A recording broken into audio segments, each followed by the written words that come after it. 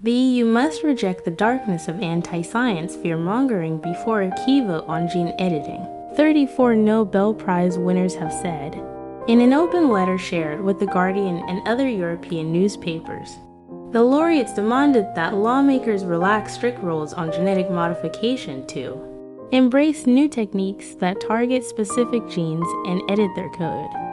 The technology could make crops more resistant to disease and more likely to survive extreme weather events that are growing more violent as the planet heats up. The scientists said old methods of breeding crops over years and decades was taking too long.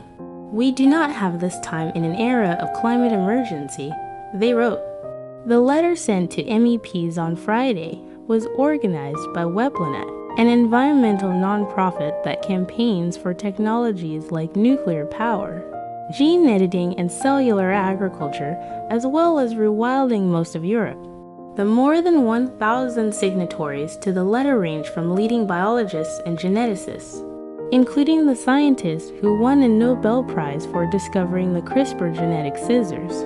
At the heart of the debate to celebrity authors such as the psychologist Steven Pinker and philosopher Peter Singer.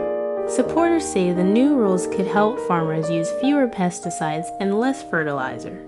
Some plants that are hard to breed by conventional means, such as fruit trees, grapevines, and potatoes, use some of the most harmful pesticides in the EU, the scientists said. For the most part, environmental groups have fiercely opposed efforts to change the genetic code of plants and other organisms, voicing fears about their safety and the danger of changes with unintended consequences. Proponents of the technologies, particularly highly targeted ones, have argued that such risks pale in comparison to the known dangers of biodiversity loss, the climate crisis, and hunger. The European Food Safety Authority has found no new hazards from targeted gene editing in plants compared with conventional breeding.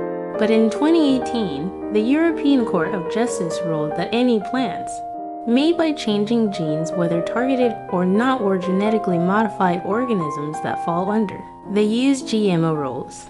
It said the risks to the environment and human health could not be established with certainty. The European Commission has accepted that plants made with new methods of gene editing are GMOs, but wants to exempt them from the existing safety rules, which supporters of the technology say are outdated and restrictive. Lawmakers in the Parliament's Environment Committee will vote on its plan on Wednesday.